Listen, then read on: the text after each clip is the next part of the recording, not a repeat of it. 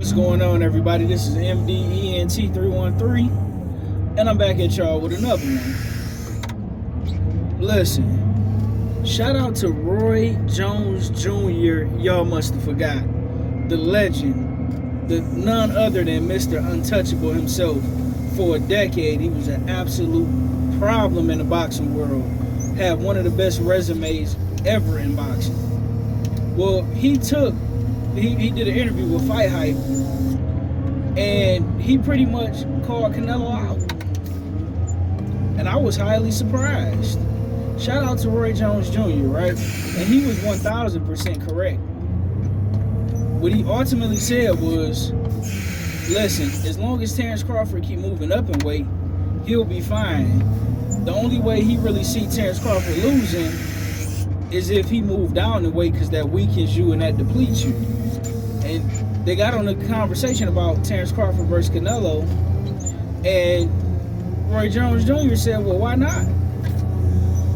I mean, if you look at the guys that Canelo Alvarez is fighting at 168, don't get me wrong, he's fought some good fighters at 68, but you can't say, well, Edgar Berlanga or John Ryder deserve a fight with Canelo, or Abney or Durham deserve a fight with Canelo, and then turn around and say a guy like Terence Crawford don't have a chance. And I 1,000% agree with that. How can you say, well, Terence Crawford ain't done nothing, but he got a better resume than Canelo Alvarez's last 5 or 6 opponents, right? In addition to that, what he ultimately said was, depending on how Canelo Alvarez approached that fight is going to determine whether he wins or loses, right? Because they're both elite level fighters, and he gave Canelo Alvarez his props as well. He said, you know, Canelo Alvarez ain't no slouch. He ain't no easy fight for nobody. Canelo Alvarez is the bigger guy. He, pretty much, if he fight the right fight, he'll win that fight. But if he fight the wrong fight, he's definitely going to lose that fight to Terence Crawford. And the funny thing is, Eddie Hearn was saying that Canelo Alvarez don't want to fight Terence Crawford because Terence Crawford moves a lot. Well, that don't make any sense, because Terence Crawford has knocked out, with the exception of his last fight with, I forgot his name, at 154. He just fought the guy. It was a phenomenal fight.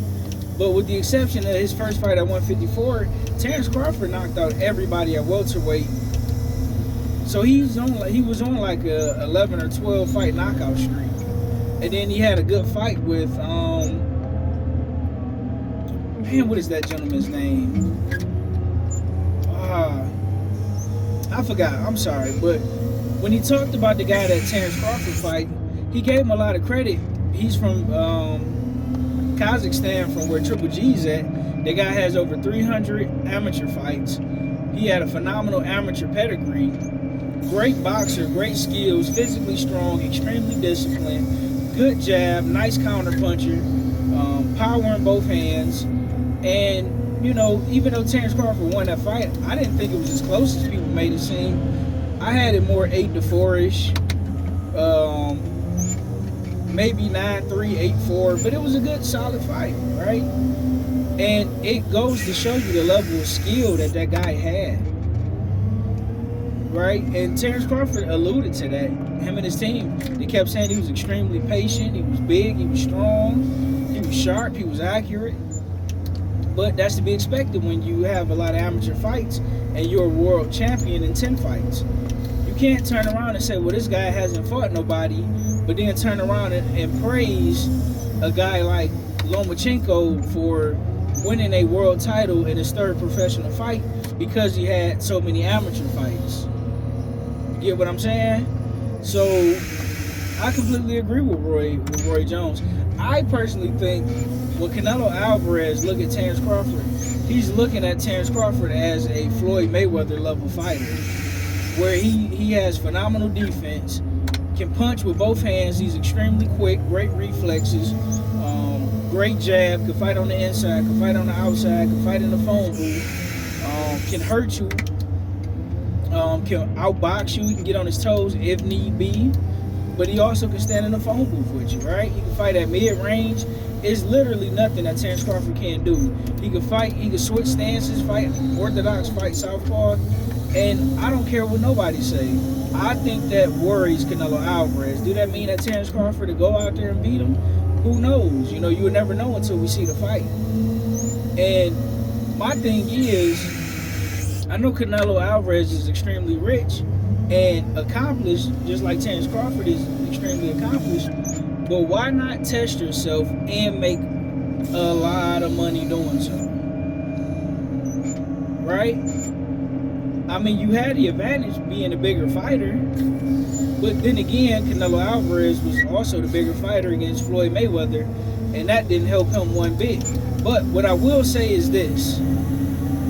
One of the reasons I think Canelo Alvarez will have a great shot at beating Terence Crawford is the fact that Canelo Alvarez was the bigger fighter fighting against Floyd Mayweather, and he used the wrong game plan.